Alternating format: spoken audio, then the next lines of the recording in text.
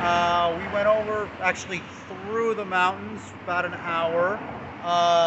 We are now at in Fuji, which is the town closest to the peak of Mount Fuji. My best friend lived here for 3 years. His wife is from a town just next door.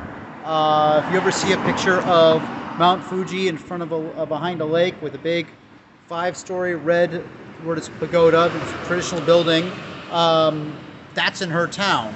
And we've hung out here many a time, but it's been a long time since I've been here. I want to show you guys some things. So I've been here many times, but not in a long time. This is a torii gate, and a torii gate marks the entrance to a Shinto shrine as opposed to a Buddhist temple, and you can see how big this one is.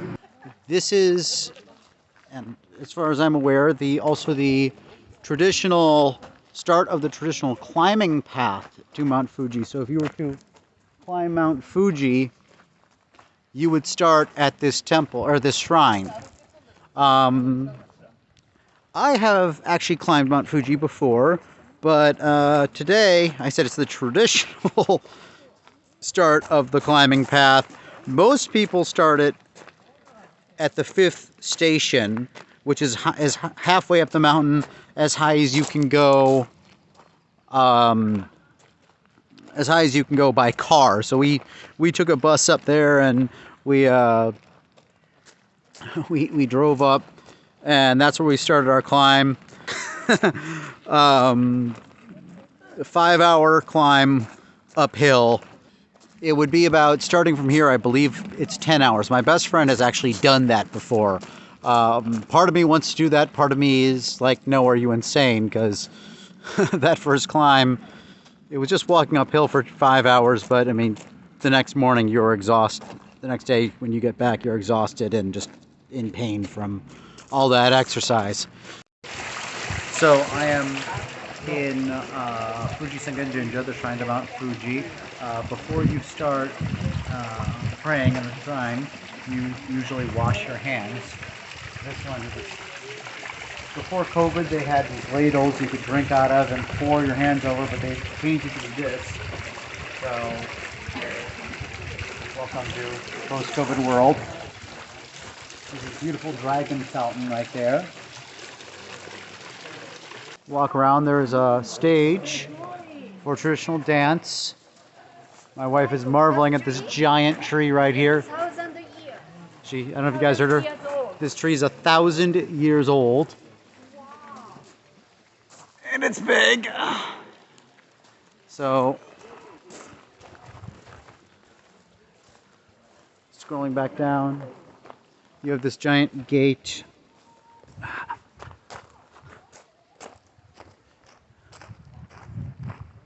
This is, in my previous video I mentioned a torii gate marks the entrance to a Shinto shrine, and I showed the big stone one. This is apparently the largest torii gate in Japan, and it's a little bit more ornate than most of the ones you see. I've taken some pictures of that up there. There is a, really I guess it's a gift shop over here. These up here are placards on the right to Mount Fuji. You'll take them and usually, or to the temple, and I think they're for good luck. You have different sizes, and then at the end of the year you actually burn them. Various little trinkets and mementos. Some have religious significance, probably good luck and whatnot. Some are just for tourism.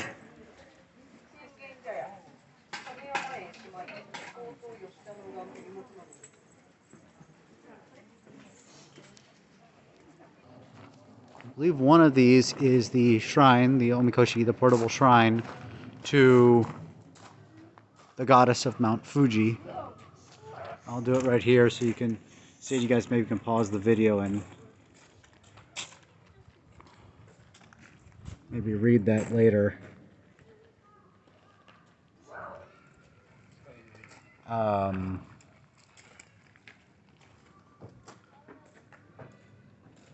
But imagine getting dozens of people and carrying this. This thing is extremely heavy. And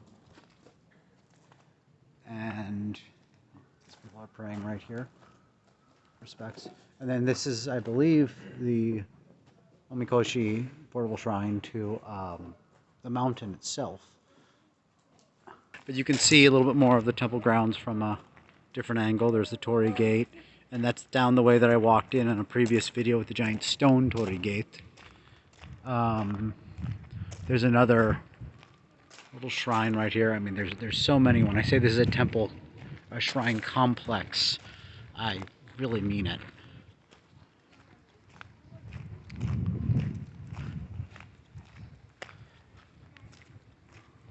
So there's just a row of them. There's another giant tree.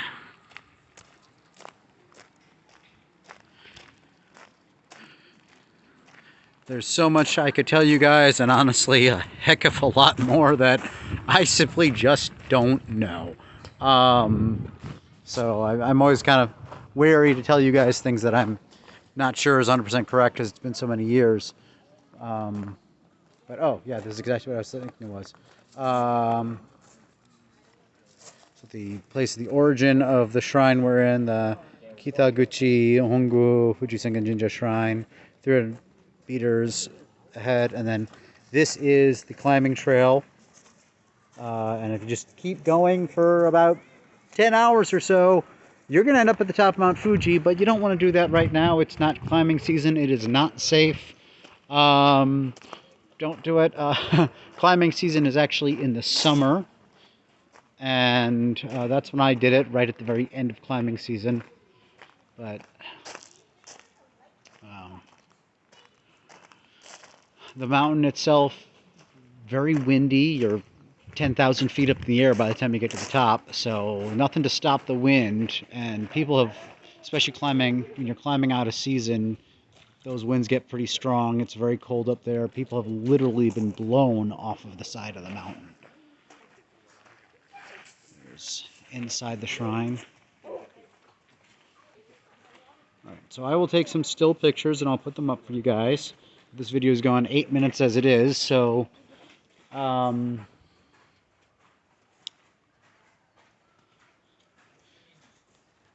more about this little shrine.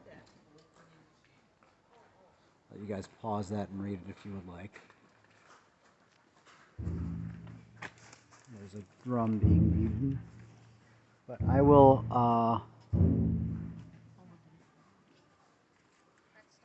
pause and I'll just leave this to still videos for you guys, but I hope you enjoyed this video. As always, feel free to have your teacher send me any questions you might have. I have also turned on the comments section as well.